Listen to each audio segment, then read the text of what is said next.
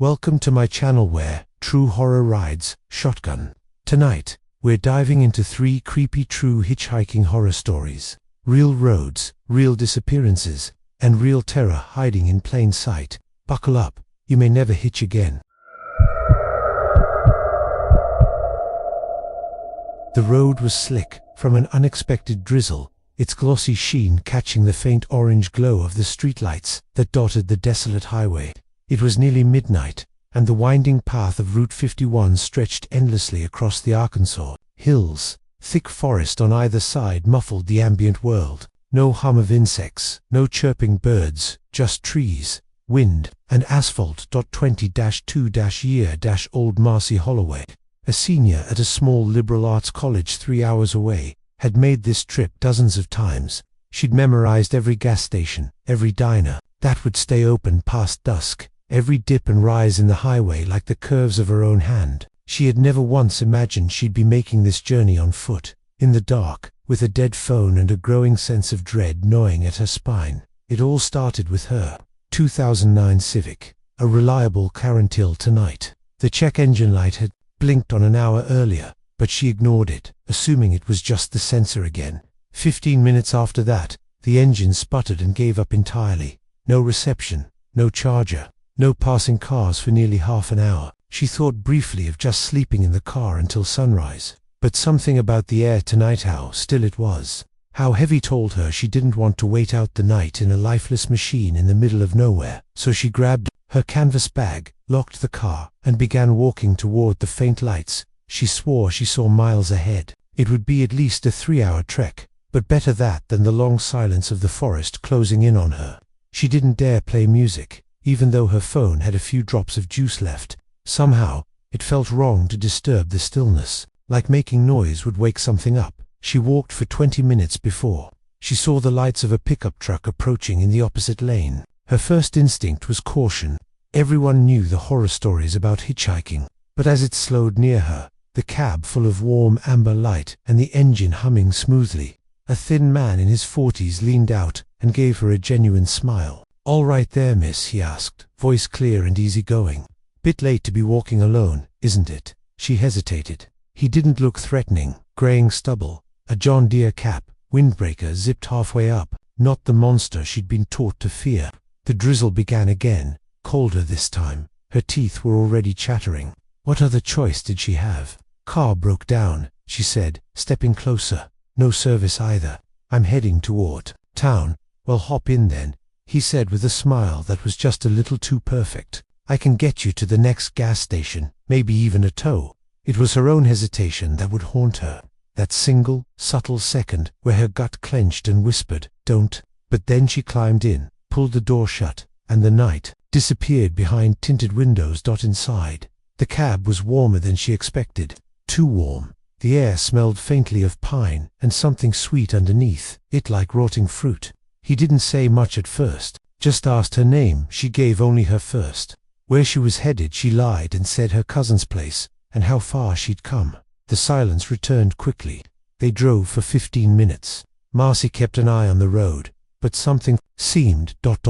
off. She didn't recognize the turns. The signs were wrong. Had they passed the split for Highway 23 already? She didn't remember. The night seemed to blur everything. Then came the first sign that this wasn't right. "You ever hear about the girl who vanished on this road?"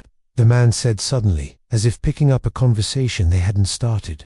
He didn't look at her. He kept his eyes forward, one hand gripping the wheel, the other slowly rubbing the fabric of his jeans, like he was trying to clean something off them. "No," she said, her voice barely above a whisper. He smiled, but his eyes stayed locked on the black ahead. "Happened about 15 years ago. Real quiet girl. Got in a truck, not too different from mine. Never got where she was going. They say she still walks this road on cold nights." Marcy forced a chuckle. "Sounds like a local legend." His eyes flicked toward her then just briefly, but they were far too sharp for that moment. "It ain't local," he said. "It's real. They found the truck. Still warm, but no driver, no girl, just blood. Everywhere." She swallowed hard and tried to focus on anything but his hands. They gripped the wheel tighter now. His right hand twitched, fingers dancing slightly on the leather. "Anyway," he continued casually, This road's full of ghosts. You just gotta know where to look." She turned to glance at the side mirror and realized, with a jolt of panic, that it was angled entirely toward the ground. She twisted the rear view, subtly, only to see the bed of the truck was covered by a large blue tarp. Something was under it, something bulky. She felt a chill that had nothing to do with the weather. "Could you drop me at the next station?" she asked, trying to keep her tone neutral. "Station," he echoed. "Ain't none for another 40 minutes, I'm afraid. I think I saw one back the way we came." He shook his head. "That one's been closed for years." Her hand crept toward the door handle. "You sure you're not feeling nervous?" he asked, his voice lower now, softer. "You keep looking around like you expect something." She forced herself to smile. "Just tired, he said. "Funny, that's what the other girl said too." She didn't reply. Her fingers wrapped tightly around the handle. The truck began to slow at a station, not at a house. Just a gravel pull-off surrounded by trees. "Need to check the tarp," he muttered. She didn't wait. She flung the door open and bolted into the darkness. Gravel sprayed behind her boots. She didn't look back. The forest closed in, the wet branches clawing at her arms and jacket. She heard him shout once something indistinct, and the slam of the driver's door, then silence. The woods were too dark to see more than a few feet ahead. She ran blind, crashing through branches, tripping over roots, her breath hot in her throat. She ran until her lungs burned, then ducked behind a tree, trying not to sob too loud. Minutes passed. Then, quietly, footsteps, slow, careful, crunching wet leaves. "Marcy," a voice called, friendly, teasing. "You okay out here?" She covered her mouth. The sound of breathing was close. Too close. She didn't dare move. She didn't dare look. The footsteps paused, then laughter, not loud, not hysterical. A soft, wheezing laugh that sounded broken, like it had been practiced too often in solitude. "Don't worry," he said. "I'll find you. That's what I do." She waited until she couldn't hear him anymore until even the trees seemed to exhale. Then, barefoot now, she'd lost a shoe, scratched and bleeding. She crept silently in the opposite direction. Hours later, as dawn began to break in smears of pale gray, she found a highway rest stop, collapsed into the arms of a shocked trucker. Police were called. They never found the man, and the truck. She described it perfectly. Make, model, plates. The police ran it. It had been reported stolen in 2007. They'd found the owner's remains in a swamp 10 years earlier. No leads, no suspects, just a new legend added to the road. The girl who survived the hitchhiker who wasn't. Marcy didn't sleep for weeks. After the incident, the hospital staff kept her overnight under observation. Shock, dehydration, minor injuries, nothing life-threatening. But what worried the nurse the most wasn't the wounds on her legs or the bruises across her collarbone. It was the look in her eyes. Something fragile had shattered in them, like a pane of stained glass cracked from the inside. Her parents arrived in a panic the following morning. They lived for hours north, in Fayetteville, and had driven all night. The moment her mother saw her in that paper gown, wrapped in a hospital blanket, something inside her gave out. She didn't cry. She just sat by Marcy's side, eyes red, gently stroking her daughter's hand as if afraid she might vanish if she let go. The police came later. 2 uniformed officers, one older and heavier set, the other young and rigid with protocol.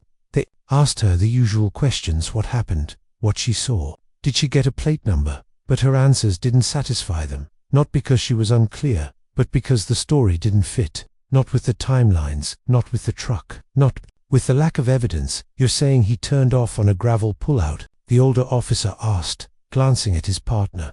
"You remember where exactly?" "No," she said. "I was too scared. It was dark. I wasn't watching the mile markers." "You ran into the woods. Then what?" "I don't know. I ran. I heard him following me." "Did you see him?" "See him actually follow?" "No." "And you said the truck had Arkansas plates. What was the number again?" "I don't know the whole thing," she admitted.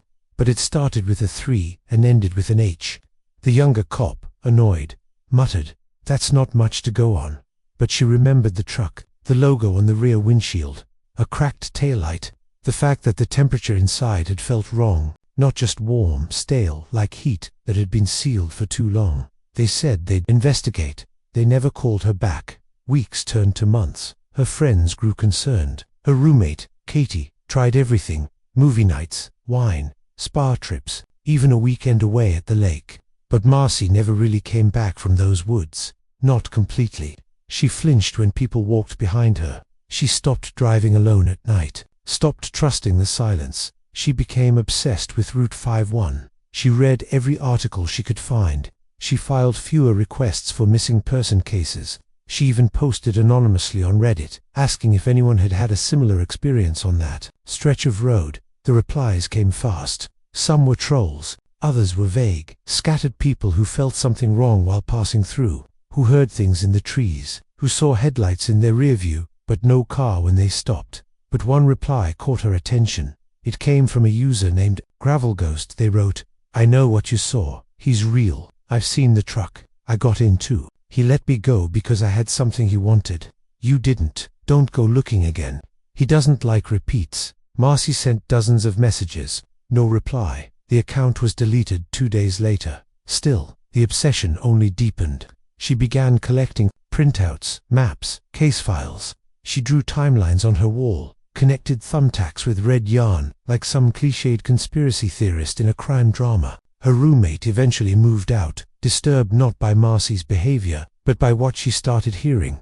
Knocks at the window at 2:30 a.m., bootprints on the fire escape, the sound of a truck engine idling outside, and, when she checked, nothing was there. Marcy never told her about the phone calls. They began 3 weeks after the hospital. Always the same number, unknown. Always the same message, breathing, heavy, wet, slow. It lasted exactly 17 seconds. Not a word was spoken. The first time, she thought it was a prank. The fourth time, she started locking her phone in the freezer at night. The police were no help. Could be spam, they said. Download a call blocker app. She moved home after that. Her parents welcomed her, relieved to see her finally take a break from the rabbit hole. But the road followed her. She began dreaming of headlights. In the dreams, she was always alone on the side of a road. Sometimes in the woods. Sometimes walking toward a gas station that never got any closer. Sometimes at the very same gravel pull-off, staring into the forest. In each version, she'd turn to see the truck idling behind her, lights on, engine purring, the door open, empty, waiting. Always waiting. Once, she had a dream where she got back in, and when she woke, her arms were covered in dirt, her fingernails packed with black soil she couldn't explain. Then came the package. It arrived without a return address, wrapped in brown paper. Inside, a VHS tape and a single Polaroid. The photo was old, faded. It showed a girl standing on the edge of a road, thumbing for a ride. Her face was partly turned away, but the resemblance to Marcy was uncanny. Same posture, same bag, same jacket, though Marcy had never owned one like it. The VHS was worse. She had to go to the neighbor's house to watch it. Her dad had tossed their VCR years ago. The tape was only 8 minutes long. The footage was shaky, grainy, like someone holding a handheld camcorder in the back of a moving vehicle. It showed the forest, a road, the tail end of a pickup. There was muffled talking in the background, guttural, low, maybe in another language. Then the camera turned, and for a fraction of a second, just a second, it caught a reflection in the rear view. A man's face, too pale, lips red, too red, like someone had painted them. His eyes, wrong, glossy, too much white. The expression wasn't a smile. It was hungry. When she blinked, it was gone. The screen went black. A final message appeared in white text. There is no such thing as coincidence. You were meant to get in the truck. Her parents filed another police report. The officer who showed up looked exhausted. He barely even took notes. Probably some sick prank, he said. Kids trying to scare you. Do you have enemies? She said nothing. After that, things began moving in the shadows of her house. It started with doors left ajar. Then came the sounds, boots on linoleum at 3 a.m., faint humming behind the bedroom wall. Her parents didn't believe her. They insisted she was hearing the house settle, or dreaming. But one morning, her father went to check the security camera and the file was gone. Replaced by a single still frame, an empty driveway, but a truck just visible at the edge of the frame. The time stamp read 3:17 a.m. They called in a professional, a tech expert. He found that the system had been disabled remotely. No sign of a break, no malware, no nothing. It's like someone who knows your system messed with it, he said. That night, Marcy packed her bags. She left a note. Told her parents she was going to stay with friends out west for a while, that she needed to get away from everything and try to move on. It was a lie, but a necessary one. She couldn't bring herself to tell them that she wasn't running away. She was going back. She had questions, she wanted answers, and above all she wanted to know why her. What had she done that night on the road? Why had she been spared, when so many others weren't? Who was the girl in the photo? And what did Gravel Ghost mean when he said he gave the man something he wanted? She returned to the stretch of Route 51 in mid-October. The trees were turning then, blood-red and fiery orange. The road felt longer, quieter, like it was bracing for her return. She parked at the same diner she remembered seeing miles before her car broke down that night. It was still open, but barely.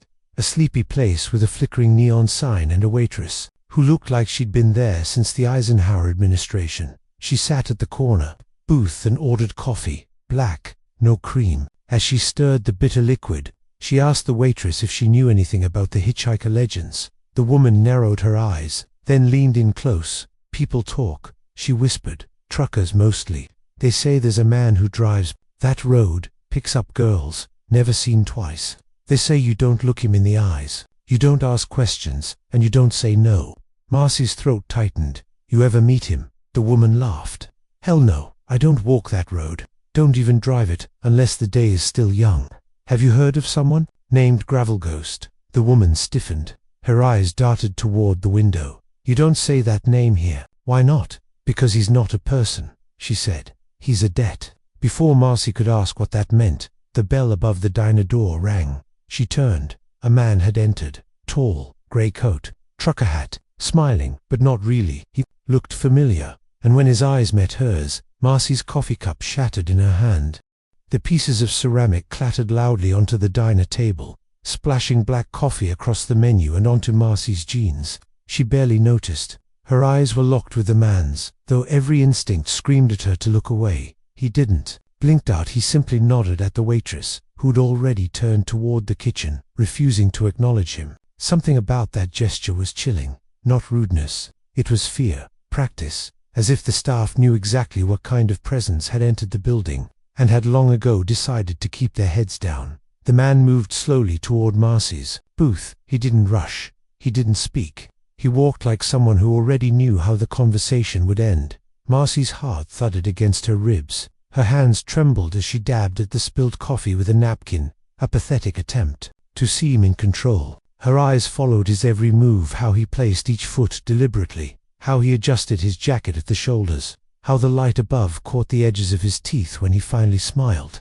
Mind if I sit? He asked. She didn't answer, not because she didn't want to, but because her voice had left her. He sat anyway. The booth creaked under his weight. He was lean but solid, the kind of solid that carried a history of strength, grit honed by hard years and harder miles. His fingers tapped the tabletop in an even rhythm. Tap, tap, pause, tap, tap, pause. You came back, he said, eyes narrowing. That's rare. Marcy forced a swallow. Her throat was dry. You were the driver. He smiled, but it wasn't confirmation, it was indulgence. Like she was a child who'd stumbled onto the right answer after so many wrong ones. I was a driver, he said. Not always. Sometimes I'm the passenger, sometimes the one who waits in the trees. Depends on what the road needs. What does it need? Balance, he said. You wouldn't believe how much ugliness gets spilled on roads like this. Secrets, bodies, ghosts. Most of them never leave. They just drift. But sometimes, when a soul makes a mark too deep, the road keeps it, makes it useful. Marcy shook her head. That's not real. Roads aren't alive. They're older than people, he said, chuckling. And they remember everything. His tapping continued. Tap, tap, pause. I was supposed to die that night, she said. Why didn't you kill me? He leaned forward. Because you didn't fight. Her mouth opened, but no words came. You didn't plead. You didn't scream. You ran, yes, but only after I gave you the chance. You didn't resist. That made you interesting. And the road likes interesting. She was trembling now. The napkin crumpled to pieces in her hand. I want to know what happened to the girl in the photo, she said, voice trembling. He tilted his head. Ah, you mean Lainey, sweet girl. She made the same mistake you did, trusted the ride. But she didn't have your instincts. She hesitated. Hesitation is dangerous. The road took her, piece by piece. Is she dead? He stared at her for a long moment. Then he reached into his coat pocket and removed something small, pale, and brittle. He placed it on the table between them. A human tooth. Not dead, he said. Not really. She belongs now. Marcy recoiled, the image burning into her memory. What do you want from me? I wanted to see if you'd come back, he said simply. If you'd chase the ghost. I'm not chasing anything. He nodded. No, you're not. You're running toward it. There's a difference. He stood, slowly, slipped the tooth back into his pocket. The road's not done with you yet, Marcy. You made it off once. That buys you a choice. What choice? He leaned in close, his breath sour with rot and engine grease. Next time the truck stops, you can either get in or take the wheel. She didn't move. She barely breathed. Then he was gone. Not walked out, not driven away. Just gone. 1 second there, the next vanished, like he'd never existed. The diner returned to normal. The sound of clinking forks, muffled conversation. The soft croon of a radio playing Patsy Cline. Marcy sat frozen for 10 minutes before she stood, left cash on the table, and walked out into the blinding daylight. She returned to the gravel pull-off that afternoon. It hadn't changed. The road was still uneven, scarred by tire marks and broken glass. The trees around it whispered with a faint breeze. Nothing supernatural, just wind. But the deeper she walked into the woods behind it, the more wrong things felt. There was no birdsong, no rustle of squirrels, just the hush of a forest watching. Then, behind a mossy boulder, she saw it, a mound of dirt, fresh, not even concealed. The soil was soft. When she knelt and touched it, her fingers sank into the earth like it was warm cake. She dug. Not with tools. With her hands, she clawed through roots, rocks, centipedes. The smell hit her first metallic, pungent, unmistakable. Then the edge of a jacket. Then an arm, a hand. Fingers curled like they'd been gripping something tight at the moment of death. She screamed. Later, after the police arrived, they confirmed it was Lainey Kirkwood, missing since 2006. Her dental records were the only confirmation the body had decayed beyond recognition. But her teeth, her jacket, her bracelet all matched. They asked Marcy how she found her. She said she had a dream. They didn't believe her, but they couldn't disprove it either. The investigation unearthed nothing else. No murder weapon, no footprints, no fibers. Just a single tire track that disappeared after 30 feet, like the truck had been lifted into the air.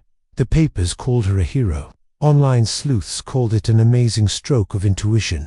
But late at night, in the quiet of her new apartment, Marcy heard the truck again. She moved 3 times in the next year, changed her phone number, got a new car, took therapy seriously. She even started working with a non-profit that helps families of missing persons, tried to turn the nightmare into something useful, and for a while it seemed to help. But the dreams returned. In them, she's always sitting in the driver's seat now.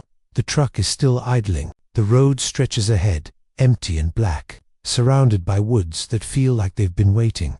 And the passenger seat is empty, waiting sometimes. When she blinks, a figure appears beside her. Not the man, not Lainey. Someone new, a girl, maybe 17, hitching toward some far-off hope, smiling, oblivious, and Marcy has to decide whether to keep driving or let her in. Winter came early that year. Marcy stood at the edge of the new town she'd moved to. Small, rural, a pinprick on the map somewhere deep in Oklahoma. She didn't come here by accident. No, she chose it because it was far from Route 51, far from anywhere people whispered about haunted roads or missing girls.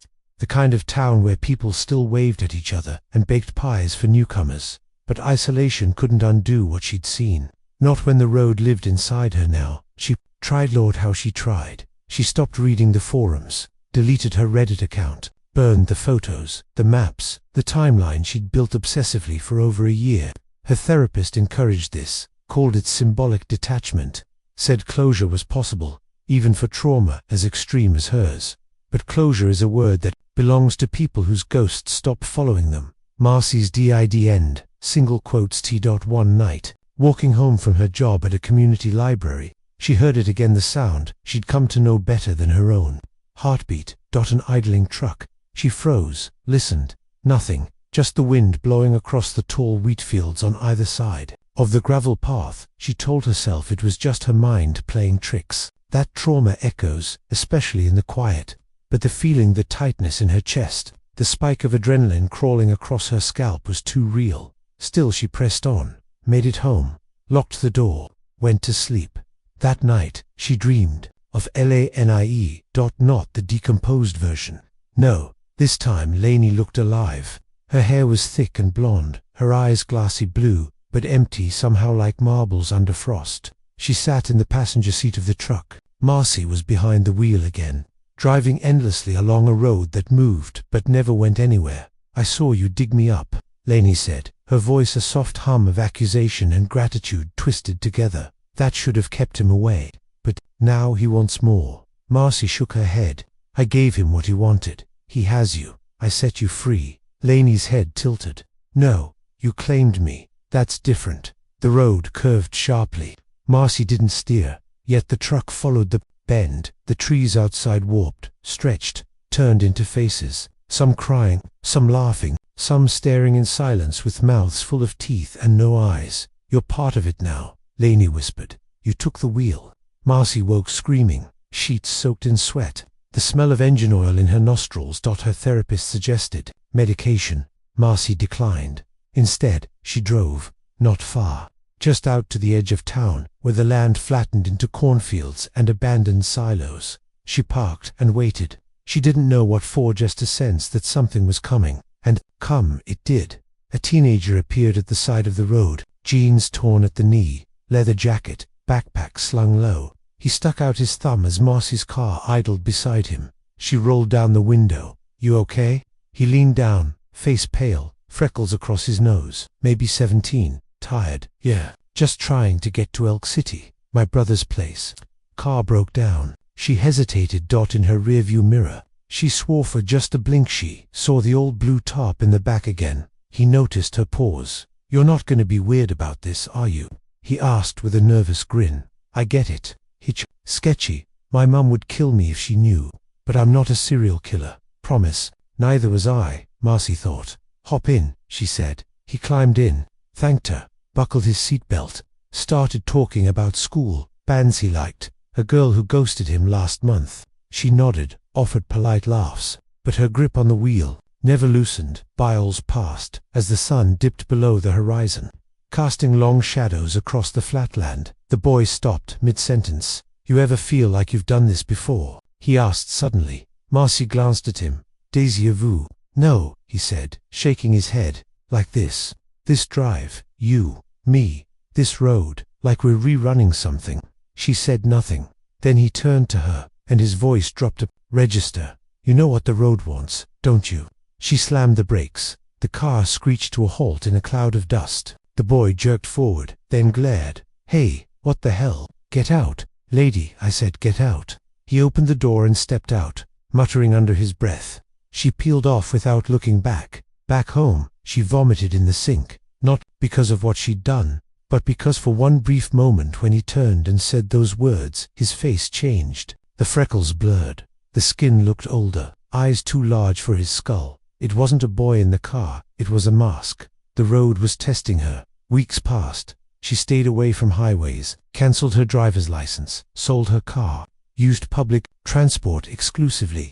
But it didn't matter. The dreams kept returning, and with them came messages. First on her wall, smudged with what looked like dirty fingerprints. Then on the mirror, written in the condensation after every shower. "Take the wheel." One night, her laptop blinked to life on its own.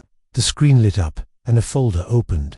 No name, no origin, just a single video file. She clicked it. Dashcam footage, grainy, black and white. It showed hers sleeping in the driver's seat of her old Civic, except she never remembered this. The timestamp was just days ago. The footage showed the car moving, even though she hadn't driven in months. Her head lolled gently to the side, mouth slightly open. Then the camera jerked. A figure appeared beside her, first blurred, then sharpened. The man, same trucker hat, same rotted smile. He leaned in through the passenger side, whispered something into her ear. She bolted awake in real life, heart pounding, mouth dry. She checked the timestamp again. 2:37 a.m. She looked at her phone. The clock read 2:37 a.m. She hadn't dreamed it. That's when she found the keys on her nightstand. Keys to a vehicle she no longer owned, but they were warm.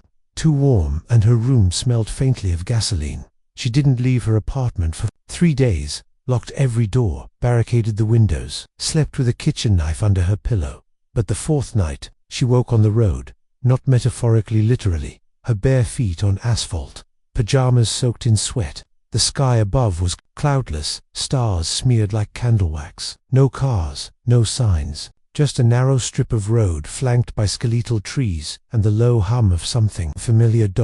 She turned. The truck was there, door open, lights on, engine purring, and a note on the seat that read, "You're already driving. You just haven't looked at your hands." She stepped forward, one foot, then another.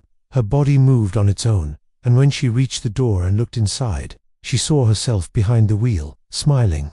Marcy staggered backward, her own face serene, fixed in a placid expression behind the truck's windshield, stared back at her with dead, glassy eyes.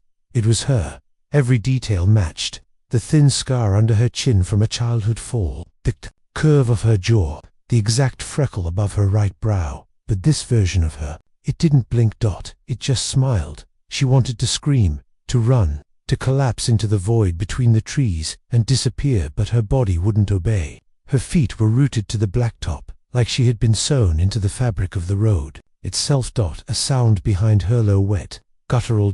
She turned. The forest moved, not the way trees sway in the wind. No, this movement had intent. Branches realigned themselves in slow, deliberate arcs. Leaves rustled without wind, and something deeper, something unseen, breathed. Then the truck door creaked open wider. She could smell the interior, Nauping-scented air freshener, overwrought, gasoline, and something old. Not old like mildew, old like death, long forgotten.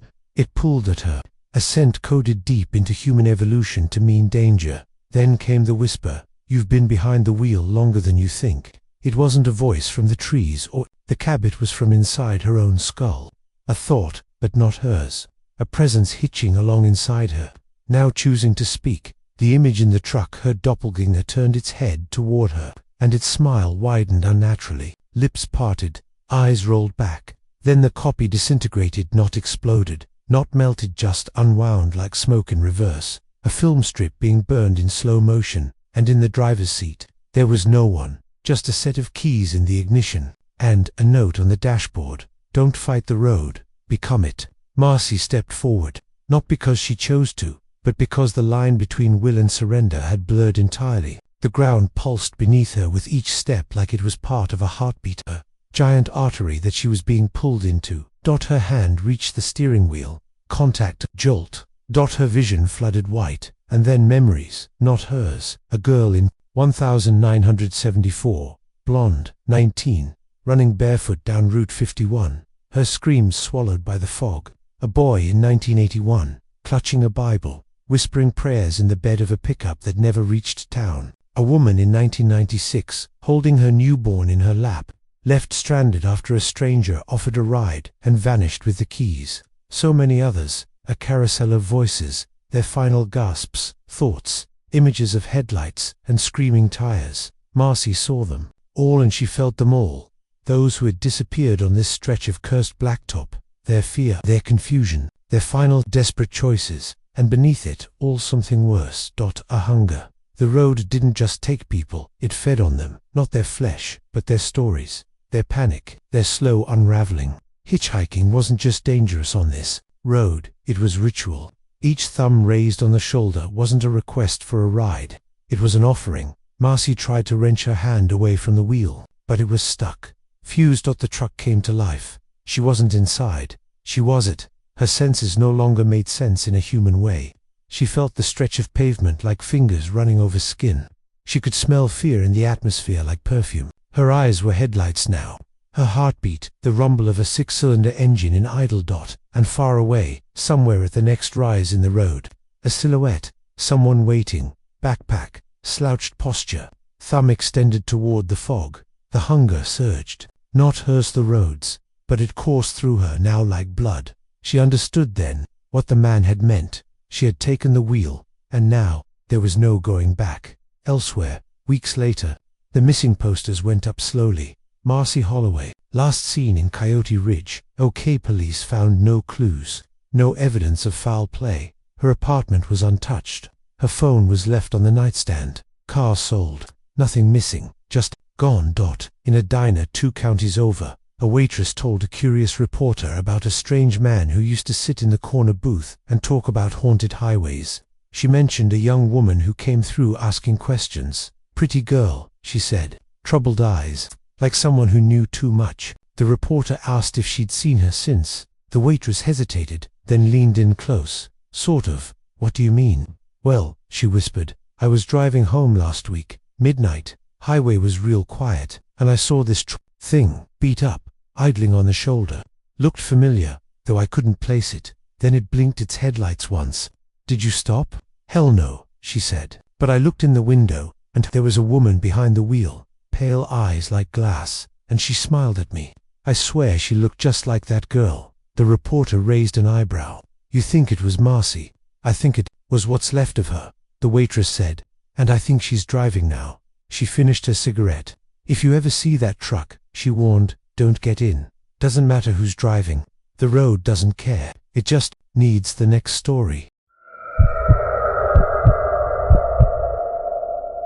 There's something deeply unsettling about long stretches of road that cut across the American Midwest, flat, empty land that swallows sound and time like a black hole. Anyone who's driven across Kansas in the dead of night knows the feeling. The sky too vast, the horizon never ending, the world reduced to twin yellow lines, and the hum of tires on pavement. For James Rayner, it was supposed to be just another haul. A trucker with 15 years under his belt. He knew every shortcut, every way station, every hole-in-the-wall diner with decent coffee between Topeka and Cheyenne. He didn't scare easy.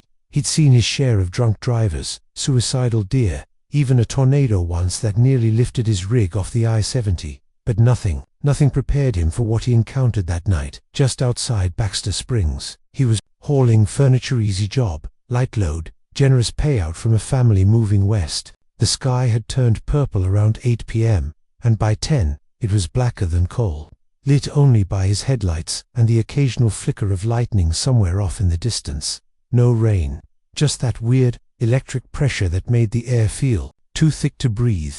Around 11:40 p.m., his CB went dead. No static, no signal, just silence. James didn't think much of it. Happens sometimes. Remote stretches, hills blocking the line, no big deal. He tuned his FM radio instead and let an old Led Zeppelin song wash over the cab.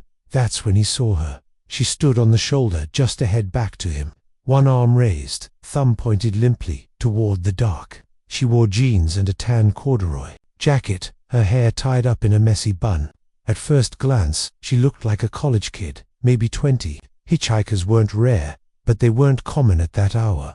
And something about the way she stood, too still, too straight-made. The hairs on his arms lift. He passed her, just drove on. That's what they're trained to do. Long haulers aren't supposed to pick up hitches too risky. Could be armed, could be bait for a robbery, could be on drugs. Company policy was clear. But when he checked his mirror 3 seconds later, she was gone, not walking away, gone, not turned invisible in the dark, gone, just vanished. No trees nearby, no ditch, nowhere she could have run that fast. James sat bolt upright in his seat, knuckles tightening on the steering wheel. The Zeppelin track crackled to a stop.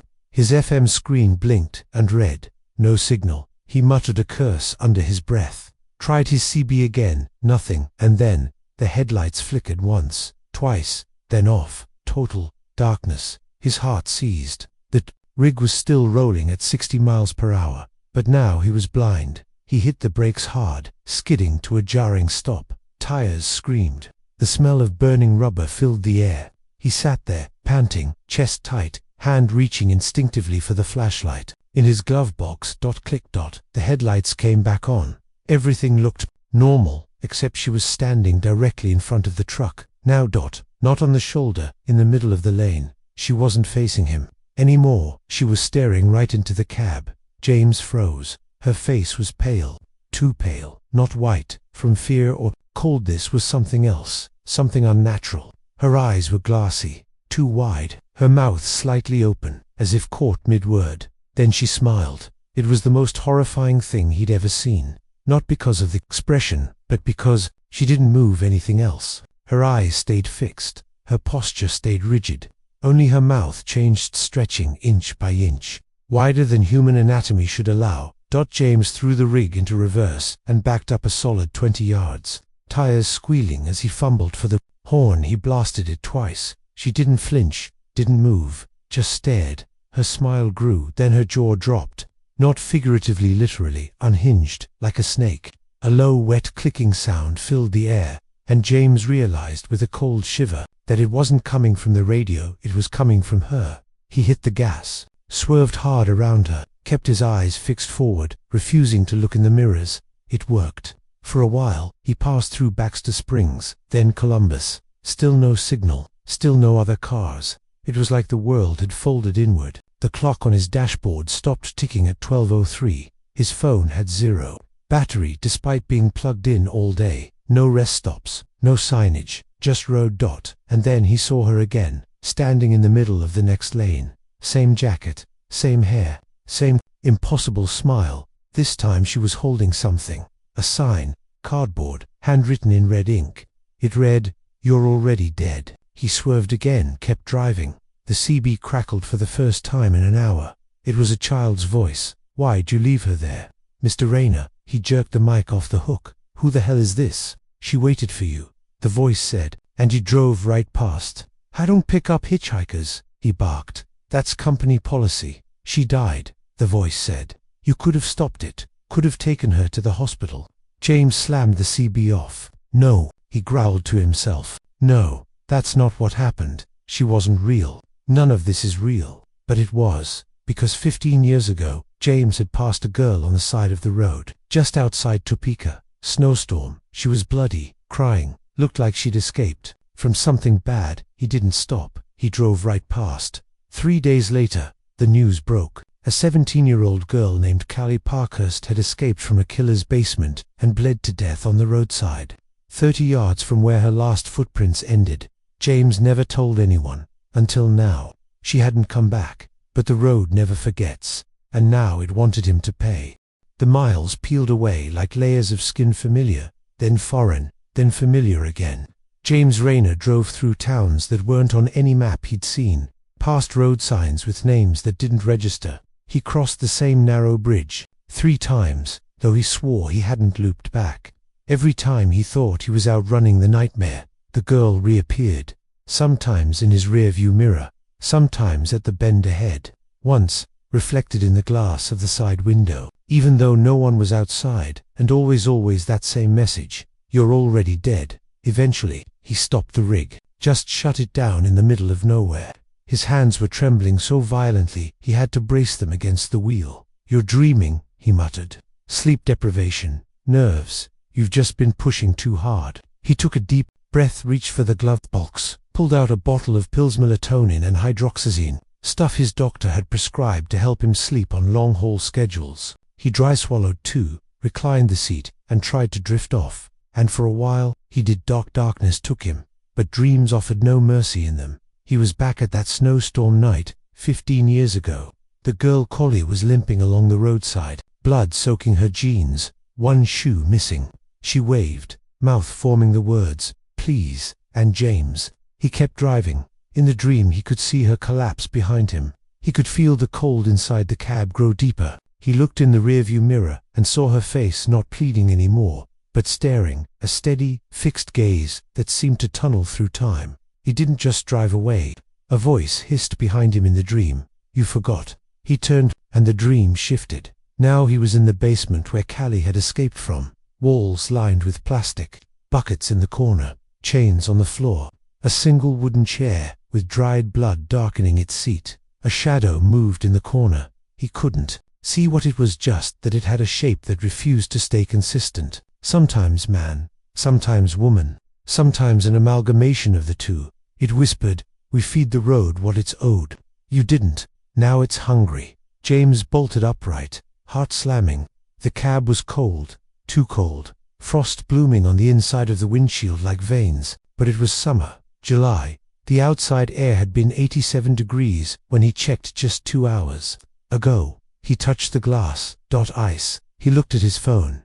dead CB, dead. FM radio, hissing static. He turned the key. The truck started, but the dashboard screen didn't show any date, no GPS, no route, no clock. And there, on the passenger seat, lay something new, a notebook. His, the one he used to keep maintenance logs and receipts. Except the pages weren't full of numbers now. They were drawings, childlike, sketches of the same girl over and over, standing on the roadside, standing in front of the truck, standing at the foot of his bed. Each page had one word scrawled beneath the image, WHY. He flipped through the pages rapidly, the paper tearing in places, until he reached the back.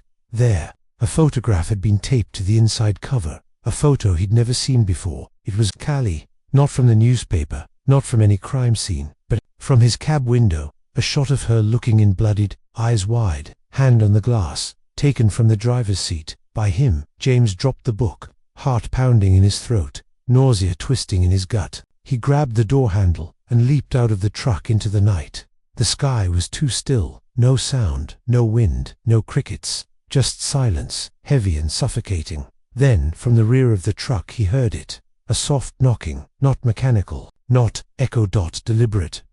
Knock, knock, knock. He turned slowly. The back of the trailer was open, something that shouldn't be possible unless he'd released the latch from the cab, which he hadn't. The metal door hung crooked, the interior dark, but not empty. A figure stood inside, barefoot, jeans, corduroy jacket. Callie. Her head tilted in that broken owl angle, eyes wide, pupils blown, as though absorbing every lumen of starlight. Her skin was bloodless, and in her left hand she held a set of keys. His keys. Wire. Not real, James whispered. She took a step forward. Her feet didn't make a sound. The gravel didn't crunch. The night didn't breathe. Tell me, why? She said, and her voice was layered with others, dozens, maybe hundreds, male and female, old and young, a choir of abandonment and accusation. James stumbled back, nearly fell. I didn't know, he shouted. I didn't know you were real. I thought it was a trick, a setup, a scam. Liar, she said. He turned to run, but his legs gave out. His knees buckled like they'd aged 50 years in a second. He crawled on all fours toward the road, but there was no road anymore. Only dirt, then snow, then a basement. The floor beneath him warped and shifted, turning into cold tile. The air smelled like bleach and copper. The walls closed in. He was there again, the basement. But this time, he was the one chained. The figure stepped from the shadows. Callie. No, something worse. A shape made of all those he'd ignored, picked up, driven past, forgotten, the passengers he'd dropped off without a second glance. The drunk teen girl he left at a bar when she got mouthy. The woman with the black eye he let out at that diner, even though she begged him to wait until her husband left. He thought he'd moved on. He thought those things were small. They weren't. They added up, and now the road wanted payment. You left her to die, the figure said, voice soft and final. Then the engine roared to life outside. The rig, his rig, driving away on its own, and dragging him with it. Chains tightened around his wrists. Metal screeched, and James Rayner knew he wasn't a trucker anymore. He was the cargo. James Rayner awoke, gasping, except he wasn't sure it was waking. The space around him was too dark, wrong, dark. Not night, not shadow. It was a shade of black that swallowed everything, a color that refused light, sound, and reason. The only thing that made it bearable was the sensation of motion, a slow, rhythmic rumble beneath him. He was moving, being carried not by people, but by something mechanical.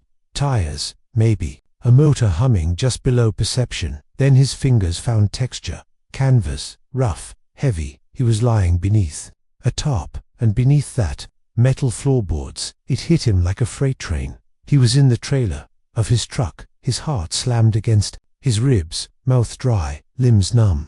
He thrashed upward, tearing at the top until it gave way, and light spilled in. Only, it wasn't daylight. It was the harsh flicker of fluorescent gas station lights, yellow and sickly, humming with electricity and decay. James scrambled upright, blinking through the nausea and disorientation. He was still in the back of the trailer, which was now parked in a gravel lot. The doors stood wide open.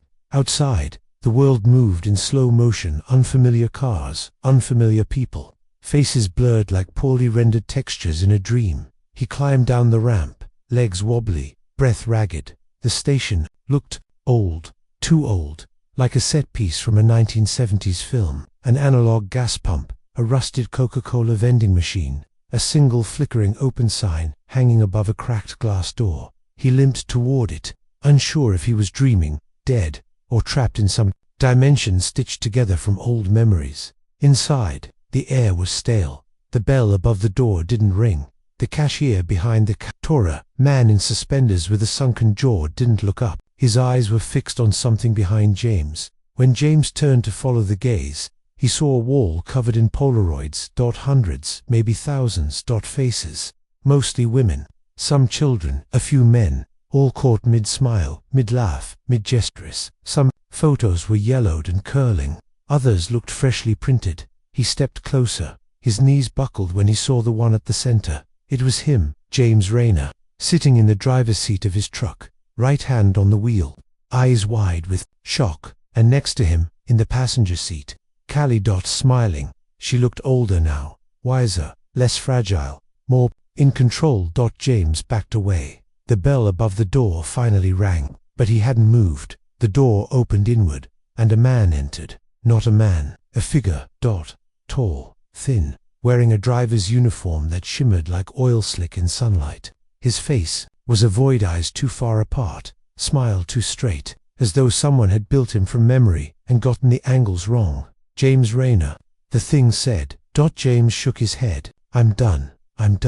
This isn't real. The man smiled wider. Real is what you drove through. Real is what you didn't stop for. James turned to run, but the gas station door was now a brick wall. The windows cemented shut. The lights dimmed. The Polaroids began to fall from the wall, one by one, landing like dead leaves on the tile floor. You had a choice, the figure whispered, stepping forward. Every driver does. I didn't know you did, the figure said. You always did, but you rationalized. You told yourself it wasn't your problem, that you were just a hauler, just a man doing his job. James trembled. I'm sorry, he whispered. The figure paused. Too late for sorry, it said, but not too late for purpose. It reached into its coat and withdrew a patch. An embroidered badge, faded gray, with a single word stitched in red. CONDUC2RI pressed it into James's palm. The moment it touched skin, everything changed. The gas station disappeared. The ground opened beneath him. The sensation of falling without falling. Then dash wheels, pavement, the roar of wind. He was back in his truck. Only this time, it wasn't his cab. It was newer, sleek, black leather seats, a dashboard glowing with symbols he didn't recognize. The road ahead stretched into infinity, flanked by forests that bent inward like cathedral arches, and beside him, in the passenger seat, a girl. Not Callie, someone else, maybe 16, shaking eyes puffy from crying. She looked up at him. Thank you for stopping. I didn't think anyone would. James tried to respond, but his mouth didn't move. His hands, gripping the wheel, didn't listen to him. He was present, but not in control. A voice filled his head. This is your penance, one soul at a time. Pick them up, take them where they need to go, and maybe, the road will forgive you. The girl beside him looked down at her hands. My dad, he did something. I had to run. James felt something inside him twist. Rage, sorrow, guilt, but also understanding. The road curved ahead. He took it. The truck moved smoothly, too smoothly, as if guided by something older than asphalt. And for the first time in years, James didn't feel afraid, because now he knew his job. He wasn't a hauler anymore. He was the conductor. The girl beside James didn't speak again for several miles. The cab was thick with unspoken tension, the kind born from lives recently split open. James recognized the signs in her posture-stiff arms, knees pressed together, fingers trembling, just beneath a clenched grip. He'd seen it before. Trauma had a smell, a cadence. He'd just never been this close to it, while being unable to offer a word of comfort. He wasn't entirely sure what he was anymore. He could feel the steering wheel under his hands, but it was like gripping air. His hands moved, but not by his command. His body was a vessel, a puppet operated by some deeper will, guided not by GPS or gut but by the road itself. It told him where to turn without speaking. He didn't question it. He couldn't. There was no language, no urgency, as though the truck, or whatever ancient force moved beneath its chassis, could sense her pain and was drawing towards something. The girl, her name was Emily, looked at him as they passed an abandoned way station. "My mom's not gonna believe me," she said, her voice hoarse from earlier crying. "She'll take him back. She always does." James wanted to respond. "She doesn't have to believe you. You survived. That's what matters." But nothing left his throat. Emily laughed softly. "You're real quiet, mister. That a trucker thing?" He managed a faint nod. "Not voluntary." The body responded without his prompting, like a muscle memory pre-installed for this role. They passed a sign. James noticed it out of the corner of his eye. Mile marker 0. This is where it started, not a real sign. Nothing like it had ever existed on any highway. But there it was, aged metal nailed to a weathered post. And James swore he saw it shimmer slightly as if trying to vanish the moment it was noticed. Emily didn't seem to notice. Or maybe she wasn't allowed to. Then came the fog. It didn't roll in, it rose. From the road, from the cracks in the asphalt, it billowed like steam from underground lungs, thickening the air into a soupy haze that turned the high beams useless. Emily shifted in her seat. This doesn't feel like Kansas anymore." James knew what she meant. The air was different, denser, heavy with anticipation. Time moved weirdly each second, stretched into a feeling, rather than a measurement. Then she asked the question he dreaded. "Where are we going?" He wished he had an answer, but as if on cue, the fog parted slightly to reveal an exit ramp. No signs, no lights, just a cracked road leading downward into pine woods that weren't there a moment ago. The wheel turned. James didn't resist. They descended, the forest thickened. The trees weren't just tall, they were ancient. Massive trunks twisted like agony, frozen in place. Moss hung like uncut hair from their limbs. Shapes shifted in the underbrush. Not animals, not quite. Emily gripped the door. "This isn't the right way." The truck slowed. The road ahead narrowed until it became little more than a gravel trail, and at its end a cabin. Dim light in the window. One story. Crooked roof. Smoke rising from a brick chimney. Like something plucked from a fairy tale. If the story had gone horribly wrong. James tried to hit the brakes, tried to resist the wheel. But he could. Single quotes T. The truck came to a stop. Emily turned to him, eyes wide. "What is this place? Who are you?" He wanted to speak, wanted to scream, "I'm sorry," but his mouth was locked. He reached out to her instead, palm up, shaking slightly, as if offering the last of himself. Emily stared at his hand, then at the cabin. Her breath caught. She opened the door. The forest swallowed her with the sound of closing doors, even though she hadn't touched it. James was alone again. The cabin door opened before she reached it. Standing inside was a woman, mid-50s, grey, hair pulled into a bun, a warm sweater, hands clasped in front of her like she'd been waiting for years. Emily hesitated, then walked in. The door closed. James's truck began to reverse on its own, tires humming softly as the cab turned back toward the forest trail. No GPS, no music, just the soft, steady rhythm of the road. He hadn't taken her to her abuser. He'd taken her away from him, to someone, somewhere safer, someplace the road believed she needed to be. That night, he dreamed again. He stood in the gas station from before, only this time the Polaroid wall was gone. In its place, a single mirror, dirty, scratched. When he looked in it, he saw himself. Same jacket, same eyes, but a new patch had been stitched to his sleeve. One passenger delivered, and below that, balance restored. One of 99 he woke without. Panicked up, there was peace in his chest now. He understood. He wasn't just the conductor. He was in debt, and the only currency the road respected was redemption. James Rayner was a different man now, or rather, he was still James, but stripped down to some raw, unfinished version of himself, a soul whittled into shape by the road's will. His debts weren't just about that snowy night 15 years ago, they stretched longer, deeper. For every time he looked the other way, every time he rolled up the window, every unspoken "not my problem," the road remembered. And now it had tasked him with balance. His truck no longer quite the same. Machine roamed roads that didn't appear on any map. It moved through gaps in time, slipped between exits that shouldn't exist. When he passed through familiar cities, he saw flickers, people frozen mid-blink, streetlights bent into the shapes of eyes, faces peering through fog that vanished. When you stared too long. His CB came alive once a week now. Always the same voice. Feminine, clear, ageless, another's ready. Sometimes the passengers were lost, souls runaways, addicts, people pushed out of their lives like debris after a storm. Others were more complicated. Men on the verge of hurting someone, women carrying secrets they planned to bury along the interstate, teenagers trembling on the edge of decisions they'd never walk back from. He never chose them. The road did. His job was to listen, to get them where they were meant to go. And sometimes that destination wasn't a place. Sometimes it was a moment, a memory, a person, a confrontation, a redemption, or reckoning. He didn't always understand, but when they stepped out of the cab and the fog reclaimed them, he knew it was right.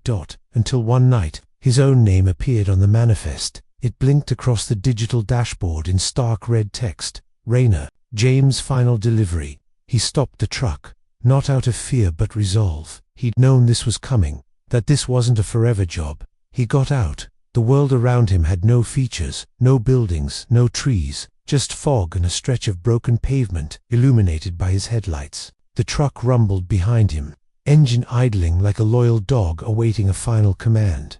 Then he saw her, standing just outside the circle of light. Callie Parkhurst, older now. How she might have looked if she'd lived. Late 20s, confident, still scarred, but radiant with the kind of peace only the dead can truly wear. James, he said, her voice soft. He stepped forward. I've tried, he said. I didn't know how much wrong I'd done. Not just to you, but to everyone. She nodded. That's why the road chose you. He swallowed hard. Was it enough? Callie looked toward the truck. Then back at him. You gave more than you took. She held out her hand. He took it. Her fingers were warm. The truck's engine stopped. The fog thickened. The road dissolved underfoot. And for the first time in decades, James Rayner exhaled without guilt in his lungs. 6 months later, Interstate 27. Northbound lane. A rookie driver named Milo Jenkins rolled his rig into a diner parking lot just after midnight. He was new to the circuit, green behind the ears, but determined to make a name in the business. As he ordered coffee from a waitress with sunken eyes and a name tag that said Nina, she looked at him funny. You heading through Plainview tonight? She asked. He nodded. That's the plan. She hesitated. You ever hear of the black truck? Milo raised an eyebrow. Like the ghost story. Yeah, she said. Some say it used to drive girls to safety. Some say it delivered men to hell. No plates, no make or model. Just appears when you need it, or when you owe something. Milo chuckled. Urban legends. Nina didn't smile. Sure, she said, until it's your turn. That night, Milo passed an overturned car on the side of the highway. The driver was slumped against the wheel, still breathing. A woman's voice crackled over his CB. Someone's ready. Milo hesitated, and then the wheel turned on its own. The road had chosen. Its next conductor had taken the wheel. In the summer of 2009, the Appalachian foothills simmered with heat and cicadas, their endless buzz echoing off the pines and decaying roadside churches that dotted the Tennessee back. Locals say those mountains hold on to things, tragedy, grief, secrets, and sometimes people. Mia Torres had no business being out there. 20-3, fresh off a breakup, and in the middle of a cross-country detour that was as emotionally impulsive as it was geographically unwise. She had set out from Asheville that morning with nothing but a duffel bag, a map with smeared ink, and the blind confidence of youth. Her destination, Nashville. But somewhere past the halfway mark, she lost service, then lost her way, and finally, lost her patience. Her old Corolla sputtered and died just after 7 p.m. 40 miles outside of anything resembling civilization, was no cell reception, no GPS, no help, just heat, and that damn buzzing. She sat in the car for 10 minutes, hoping it would magically fix itself. Then she opened the door and stepped into the oppressive humidity, sweat already blooming on her back. Trees lined both sides of the road like walls. No houses, no mailboxes, no signs. She felt the tension building behind her icicle parts, anger and fear. She didn't want to be the girl who made headlines for vanishing in the woods. Not today. Then she heard it, an engine in the distance, a vehicle. Her heart jumped as headlights curved around the bend. Rusted maroon station wagon crawling down the road like it had nowhere better to be. It slowed as it neared. Mia stepped into the shoulder, waved. The wagon came to a stop beside her. The driver leaned across the passenger seat and rolled down the window. He was older, maybe mid-60s, round glasses, neatly combed grey hair, a clean white shirt with a navy blue bolo tie, the kind of man who looked like he should be carving wood in a lodge, not offering rides to stranded travelers. "You all right there, miss?" he asked, voice calm and pleasant. "Car died," Mia said. "No signal. I've been walking a while." He looked down the road behind her. "That stretch runs quiet. Won't see much traffic after dark. Where you headed, Nashville?" He smiled. "You're way off course, I know. Tell you what," he said, unlocking the door with a mechanical click. "I'm headed into Oak Hollow. It's about 20 minutes from here. Small place, but they've got a mechanic. Real friendly folk." She hesitated. All her instincts screamed don't, but she was tired, sore, and the sun was sinking fast. She got in. The interior was clean, if dated. Brown leather seats, a pine-scented air freshener swinging from the rear view mirror. She buckled in, nodded her thanks, and they drove on. "I'm Walter," he said. "Mia, pretty name. You from Asheville?" "Yeah," he nodded. "Lived there a while myself. Retired now. Moved back down here to be close to my brother. God rest his soul." She murmured condolences. They passed long stretches of trees and the occasional barn caving in on itself. "You'll like Oak Hollow," Walter said. "Quiet little town. Nothing fancy, but good people. We take care of our own." She stared at the forest as it pressed closer to the road. There was something unnerving about how tall the trees stood, how still they were, like they were waiting. They drove in silence for a few minutes. Then she noticed the dashboard clock wasn't working. "Your clock's busted," she said, pointing. Walter glanced at it. "Oh yeah, never did get that fixed. Doesn't much matter out here. Time moves different in these parts." She chuckled awkwardly. He didn't. The town came into view like a mirage. Oak Hollow, a single blinking traffic light, a gas station with a flickering icy sign, a diner, an auto shop. Walter pulled in beside the garage. The mechanic, a tall, gaunt man with a twisted lip and grease under every fingernail, stepped out without being summoned. "Evenin', Walt," he said. "Evenin', Lee. Got a young lady here. Car trouble out on Dobbins Road." Lee nodded. "I'll head that way." Walter turned to her. "You all right? Wait in here. I'll cover the tow." She blinked. "You don't have to, I insist," he said. "We look after people in Oak Hollow." She hesitated, then nodded. "Thank you." He smiled. Lee climbed into a battered tow truck and drove off without asking for keys or directions. Walter gave her a friendly wave and said he was heading to the diner for pie.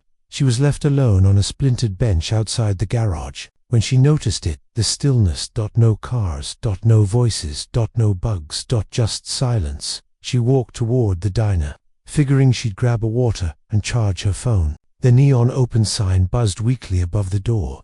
Inside, it was almost empty. A waitress stood behind the counter, wiping the same spot over and over. A man in a sheriff's uniform sat in the corner, nursing a cup of black coffee. No one looked up when she entered. She sat at a booth. 10 minutes passed. No one came. Eventually, the sheriff stood, walked over to her table. "You the one Walter brought in?" he asked. "Yeah, my car broke down." He nodded slowly. "That happens." She waited for more. He didn't say it. She glanced around. The lights felt too dim, the air too heavy. Then she noticed something on the sheriff's collar, a symbol. It wasn't a badge. It was a pin round, with concentric circles and a single vertical slit down the center, like an eye, but wrong. "What's that?" she asked. He looked down, then smiled faintly. "Just something we wear round here." "Okay, well, I'm going to wait outside." He nodded. "You do that." She stood, stepped outside, and the diner lights went out behind her. She turned. The building was empty. Dark, but she'd just been inside. The sheriff, the waitress, gone. Her heart picked up speed. She backed away, stumbling onto the road. Only, it wasn't asphalt anymore. It was dirt, then gravel, then bones.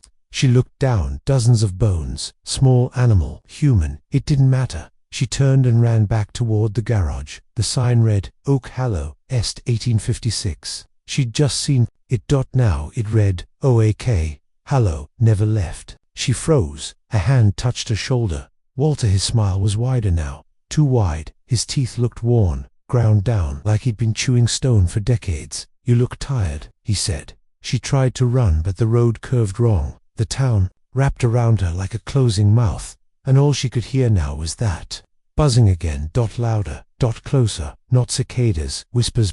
Mia ran blindly into the night. The whispering sound wasn't in her ears, it was inside her skull, like wind crawling through the hollows of her bones. Every time she tried to focus on a direction, the town shifted. A turn that should have led back to the garage deposited her at the edge of a field, lit by flickering lanterns. A right turn that should have brought her to the diner again brought her instead to a crumbling schoolhouse, its windows boarded, its front doors yawning open like a mouth waiting to scream. She was breathing hard now, every breath pulling hot air that tasted faintly of metal and smoke into her lungs. Sweat poured down her neck. The sky above, once clear and moonlit, was now a smear of violet and black, with no stars, just moving shapes, circling. Watching Dot, she stopped beside a rusted swing set, lodged in the gravel behind what looked like a church, or what had once been one. The steeple had collapsed inward. The bell tower had no bell. Carved into the side of the rotting doorframe, she read something with growing horror. "The road gives, the road takes, the road keeps." Her mouth went dry. Something rustled behind her. She spun. It was the sheriff, except he wasn't walking, he was gliding. His boots dragged along the dirt like he was being pulled on strings, his body stiff, one shoulder slightly higher than the other. But his face, that fake, polite smile, hadn't changed. His pupils, however, were now vertical slits, black as coal. "You're not from here," he said flatly. "That's a problem." "I'm leaving," she hissed, backing up. "You can't." He raised one hand and pointed toward the tree line. She turned her head slightly and saw it. Her car, her Corolla, parked at the edge of the woods, its hazard lights blinking like a warning in Morse code. But it hadn't been there 10 minutes ago. She turned back, but the sheriff was gone. Only footprints remained in the dust, and beyond them, Walter Dot, his bolo tie fluttered in a wind that didn't touch the trees. His mouth opened slowly, his jaw clicked downward, further than it should, and his voice came out like something dragging itself over gravel. "You've already left," he said. "That's why you're here." She ran again, lungs burning, muscles screaming. She made it to the car. Dot unlocked it, slid inside. Her hands trembled as she jammed the key into the ignition. It started. The dashboard blinked on. She slammed the gear into reverse, spun the wheel, and sped back onto the Rodeni Road. It didn't matter. She didn't look back, not until the town disappeared in the rear view mirror like a mirage sucked back into the ground. Mia drove for hours. The forest slowly thinned. The air cooled. Eventually, the sound of crickets returned. Then traffic, then signs, real signs, gas stations, a highway on dash ramp. She drove all the way to Nashville before stopping, parked in the lot of a Holiday Inn, locked the doors, fell asleep in the back seat with the windows up. When she woke, it was morning. The sun was bright. Birds, chirped. She staggered into the hotel lobby and asked to use the restroom. The clerk gave her a key with a sympathetic smile, clearly mistaking her for someone who'd had too much to drink. Mia stared at herself in the mirror, dark circles under her eyes, dirt smeared across her shirt and neck, a scrape along her shoulder she didn't remember getting, but otherwise intact. She rinsed her face, got back in the car, and drove to her cousin's place, where she collapsed for 3 days and didn't talk to anyone. Weeks passed. The dream came first on it. She's walking down a corridor made of trees, arching overhead like a cathedral, and on either side, doors. Behind each one, voices, some crying, some laughing, some screaming in languages she doesn't recognize. She always wakes before reaching the end. Then came the postcards, no return address, postmarked from fictional towns, each one bearing a photo of a place she recognized but couldn't prove existed. One was the garage from Oak Hollow. Another showed the diner, only it looked brand new, shiny, with a row of identical people sitting at the counter, all facing away from the camera. The last postcard had no image, just a handwritten sentence: "You left, but you didn't pay." Mia threw them out, but they kept coming. She tried to research Oak Hollow. Google gave her nothing. Historical archives, nothing. Not a single reference, not even an old census. It was like the town had been wiped off the map, if it had ever existed at all. but every so often, she'd see it in a dream, in the static of a broken TV, reflected faintly in the window of a bus station. And each time, closer. Then came the knock. 3:17 A.M. She lived in an apartment now, 5th floor. No way anyone could reach her window without a ladder. But the knock didn't come from the door, it came from behind the glass. She sat up, in bed, listened, silence, then again, tap, tap, tap. She turned her head, and Walter was there, on the other side of the glass. Smiling. Still in the white shirt and bolo tie. But now, his eyes were empty. Black, glossy, reflecting only her. She didn't scream, just stared. He mouthed something. No sound came, but she knew the words. The road keeps. Then he was gone. She never saw him again. But the buzzing that never stopped. The knock never came again, but the buzzing remained. It wasn't just in Mia's ears anymore. It lived somewhere behind her sternum. A tremor she could feel when the world got too quiet. Doctors called it anxiety, gave her pills. Nothing helped. The buzzing pulsed in rhythms, sometimes faster, sometimes slower, like the heartbeat of something far away but always watching. 3 months after Oak Hollow, she moved back to Asheville, tried to return to her old life. Friends asked about her. Sudden radio silence. She blamed car trouble, bad reception. Nothing unusual. But her smile was too tight, her stories too rehearsed. Some of her friends noticed, most didn't. One night, at a bar downtown, her roommate Taylor pressed her gently. "You've changed. You keep checking windows. You walk like someone's chasing you." Mia laughed, said she was being dramatic, that everything was fine. Then a man walked in, just another guy in a flannel shirt, but for a fraction of a second, Mia swazwa, he looked like the sheriff from Oak Hollow. Not exactly, but the jawline, the way he stood, that same calm grin. She spilled her drink and bolted. Taylor found her in the alley 10 minutes later. Shaking, Mia told her everything. The car, the breakdown, Walter, the whispers, the shifting town that folded around her like it had teeth. Taylor didn't laugh. Instead, she pulled out her phone and said, "I've heard stories like that." She showed Mia a thread on a private forum, one that catalogued encounters people had with places that shouldn't exist. Whole towns that appeared and vanished. Bus stops where time bent. Hitchhikers who left behind no footprints. Oak Hollow wasn't named, but others were. Crow Ridge, Dead Pine, Echo Hollow, Whetstone. Different names, same pattern. Each town was a snare, a place that caught people who slipped through the cracks of the world. Travelers, runaways, the lost, the guilty, and in every story, the road played a part. "Do you remember what the sign said?" Taylor asked. Mia nodded slowly. "The road gives, the road takes, the road keeps." Taylor's eyes darkened. "What if Oak Hollow wasn't a place at all?" she said. "What if it's an extension, like the digestive tract of the road itself?" Mia felt sick.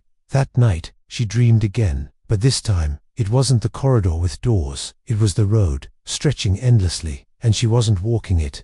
She was part of it. Her hands were asphalt, her eyes were mile markers, her breath came in gusts of exhaust and wind. She could feel the weight of cars passing over her. She could taste their stories. That one vehicle stopped. A woman got out, middle-aged, dazed, holding a phone that blinked no to signal. The road-Mia-TENSED. She tried to stop it, tried to pull back, but she had no limbs, no voice. She watched helplessly as a figure stepped from the trees. Not Walter, someone else. Someone else Mia didn't recognize. The woman screamed. Mia woke up sobbing. She couldn't take it anymore. She needed answers, so she returned. Not to Oak Hollow, she couldn't. There was no way to find it. The road wouldn't reveal it unless it wanted to. Instead, she searched for others. Online, she posted anonymously, asking about hitchhiking encounters, disappearing towns, unexplainable detours. At first, trolls flooded her inbox. Then came a message from a user named Backmile92. "I saw them too.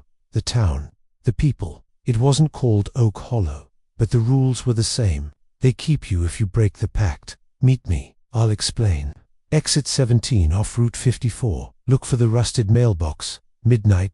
Mia knew it was a risk, but she couldn't ignore it. She drove 6 hours through twisting state highways to a place that didn't appear on her GPS. Route 54 cut across the hills like a scar. Old tobacco barns, empty gas stations, dead deer with their eyes still open.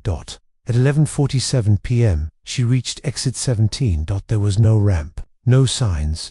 Just a narrow dirt road and a rusted mailbox nailed to a leaning post. She pulled off, waited. At exactly midnight, headlights appeared behind her. A pickup, black, old, no plates. It parked beside her. The driver got out, a woman, late 30s, hair shaved close, dark eyes that looked like they hadn't known sleep in days. "You Mia?" the woman asked. Mia nodded. "Name's Brooke," she said. "I was taken in Whetstone in '06. Thought it was a dream for years." They sat on the hoods of their cars and traded stories. Everything matched. The symbols, the strange air, the fact that time bent, the whispers. Then Brooke dropped a detail that chilled Mia to the marrow. "They gave me a choice," she said. "Stay and forget, or leave and carry." Mia's mouth went dry. "I didn't get a choice." Brooke's face darkened. "Then they made it for you." "Which means what?" Brooke exhaled. "Means you've been tagged." Mia blinked. "What does that mean?" Brooke didn't answer, just turned her head slowly toward the tree line. Mia followed her gaze. There, between two blackened pine trunks, a shape stood, too tall to still. Watching. Mia opened her mouth to speak, but the shape raised a hand, and the buzzing returned louder than ever, like it was inside her skull, behind her eyes, vibrating through her blood. She dropped to her knees. Brooke caught her. "Okay," she whispered. "You're close now. You're seeing." And in that moment, Mia knew she wasn't the only one the road kept. The buzzing dulled over the next several hours, though it never fully left. It clung to Mia like a fever that wouldn't break, humming faintly beneath her skin even as the forest faded from view and morning crept up over the hills. Brooke insisted they drive to a safe spot, an old ranger cabin, miles off any official route, tucked behind a wall of trees and shielded by terrain that even modern satellites didn't seem to bother mapping. It was run down but functional, no power, but stocked with enough water and canned food to last a month. They spent the afternoon sitting in silence, the only sounds the creak of old wood and the whisper of leaves outside. "You said I'm tagged," Mia finally said. "What does that mean?" Brooke stared at the floor for a long time before answering. "The road doesn't just take people, it marks them. Not everyone, just the ones it wants to use. Use, for balance," she said. "For memory, for feeding. The road's not a thing, Mia, it's a system. Old, older than asphalt, older than borders. We paved over it, built around it. But it was always here, and it's hungry." "That sounds mythological." "It is," Brooke said, "but it's real. Think of it like a digestive tract. People are the food. Towns, like Oak Hollow, Whetstone, Dead Pine, they're organs, places where the road digests things. Trauma, fear, guilt, pain." Mia's breath caught. "Then what are we?" "Blood cells," Brooke said. "Or antibodies. We carry its memory. We help it finish its work." "I never agreed to that." "Doesn't matter," Brooke said, her voice soft. "You touched the boundary. You didn't look away. That's all it needs." Mia stood, paced. The cabin felt suddenly too small. "How do I stop it?" Brooke was quiet. "There's only two ways out," she said. "When you accept it, let the road use you. Become one of its carriers, like I did, like others did. You'll see things, move through pockets in time. You'll help lost people, deliver them to where they're meant to go, or where they're meant to end. And the other way." Brooke looked up. "You let it consume you, become part of the road itself. Trapped, a mile marker, a whisper, a ghost."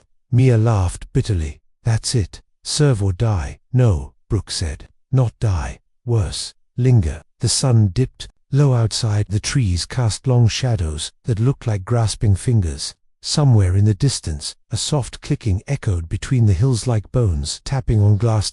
Brooke stirred. "They're coming." Who? "Others tagged. Watchers, conductors. They don't like us talking like this. They think you're not ready." The door creaked open. No wind, no footsteps. Just open. Mia stared at it, and something stared back. There was no shape. Not at first. Just darkness too thick to be real. Like a sheet of absence torn from another dimension. Then it moved, peeled back, and a figure stepped through. Tall. Slender. A long black coat, too heavy for summer, hanging like funeral cloth. Its face wasn't hidden but remembered, familiar, wrong, as if someone had taken the memory of Mia's father and worn it like a mask. Only the details didn't fit. Eyes too far apart, mouth stretched a few inches too wide. "Hello, Mia," it said. She couldn't speak. It stepped inside. Brooke stood between them. "She's not ready," Brooke said firmly. The figure smiled. "That's not your decision. She hasn't chosen. She already did, the moment she returned to the road." Mia shook her head. "I never came back." "You never left," the figure said. Brooke took Mia's hand, whispered, "Don't listen. It's testing you. That's all it does. Tests, offers." Mia backed toward the hearth. The figure took another step. Its skin shimmered now, no longer quite human beneath it. Lines like fault cracks pulsed with a dull orange glow, like molten rock caged inside a man-shaped shell. "You've seen it, haven't you?" it said. "The dreams, the doors, the whispers. You know the rhythm now. You feel the buzzing." "I don't want it," Mia said. "Want has nothing to do with it. You're needed." Mia's voice shook. "For what?" The figure smiled again. Its voice was now layered, overlapping tones like several people speaking in perfect sync. "To finish what the last conductor began." Brooke's eyes widened. No, you can't." She found the center, the figure said, but she refused to enter. It turned to Mia. "You will not refuse." And with that, the figure vanished, collapsing into a cloud of fine black ash that scattered across the cabin and settled into the floorboards. Silence returned. Brooke locked the door. Mia collapsed into a chair. Her body trembled. "What the hell does that mean?" she whispered. Brooke lit a candle. "Years ago," she said slowly, "a girl named Arden got out of a place called Black Hollow. She wandered the road for years. Said she found the place where all the roadways connect, the heart, a town that doesn't exist anywhere above or below ground, a nexus." "What happened to her?"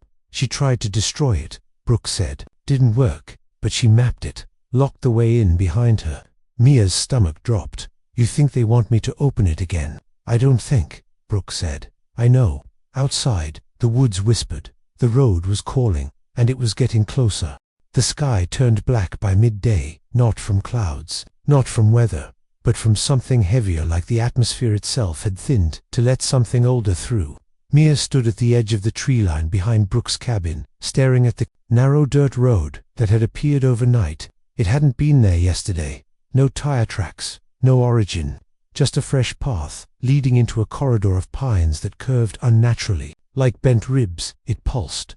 The buzzing in her body synced with each wave of vibration, aligning with the flicker of invisible lights in the woods, like the world was running on a low alien frequency. Brooke stood beside her. "They're done waiting," she said. Mia didn't ask who they were. The road, the town, the things that wore people's faces. She understood now. It wasn't one thing.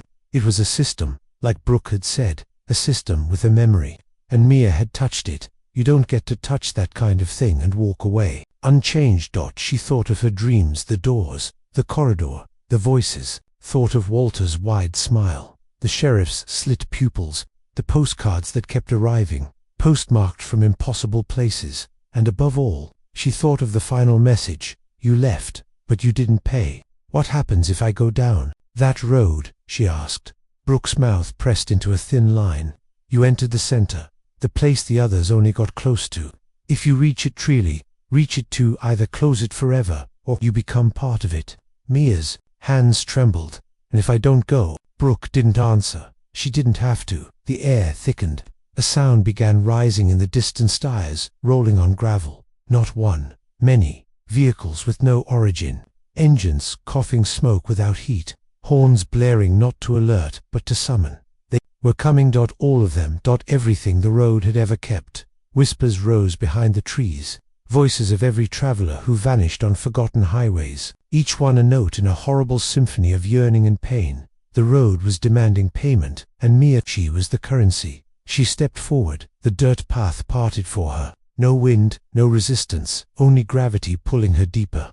The trees bowed. The shadows adjusted their angles like they saw her. Brooke didn't follow. "I'm sorry," she called out. Mia didn't look back. "Don't be," she said. "This is mine to finish." The deeper she walked, the more the world changed. Grass turned brittle. Tree bark blackened. The air smelled of static, copper, and wet concrete. Her hands began to glow, faint red cracks trailing from her wrists to her fingertips, pulsing with every step. Ahead, a structure rose. Not a town, not a house, a gate, stone and steel. Miles high, covered in symbols that shifted when she looked directly at them. It wasn't built, it had grown, like coral or fungus or scars. It stood between two hills shaped like jawbones, and it was open. Inside, nothing. Not darkness. Nothing. The kind of nothing that devours sound, that strips identity, that rewrites reality. Mia stepped across the threshold, and the buzzing stopped. Total stillness. She felt her body dissolve, not in pain, but in release. All the questions, the fear, the memories of Oak Hollow, of Brooke, of that empty diner, fell away, because the road wasn't punishing her. It was remembering through her. It had no mouth, no voice. She was its mouth now. And then, it spoke through her. Not in words but feelings. A call went out, and the echoes returned. She stood in the center of something that had no beginning and no end. She saw roads folding across time, across countries, dirt paths from centuries ago, lost routes from sunken empires, secret train lines beneath cities, abandoned motels that never appear on maps. All of it, connected, and Mia understood. The road doesn't take randomly. It claims stories, twisted ones, unfinished ones, the untold endings of people who disappear, never to be found. The girl who ran from her stepfather, the trucker who refused to stop for the dying, the man who picked up a passenger who didn't breathe, and the girl whose car broke down in the Tennessee heat and was welcomed to Oak Hollow. Mia's story was now written into the architecture of the center, and the gate now closed behind her sealed it shut. Years later, a flatbed outside Phoenix, a man named Darren pulls over to let a girl in a hoodie and ripped jeans hop in. She looks shaken, doesn't say much, just points west. Bad night, Darren asks. She doesn't answer. He shrugs. Name's Darren. Been on the road a while. The girl finally speaks. Her voice is calm, familiar. My name's Mia. Darren nods. Nice to meet you, Mia. She smiles faintly, then turns toward the window, and behind her, unseen by the driver, a small black crack opens at the base of her neck just beneath the hairline, and from it, a faint buzzing begins to hum. If you thought these roads were safe, think again. The next time you see a thumb on the shoulder, ask yourself who's really picking up whom. Subscribe for more true horror, because some stories never stop driving.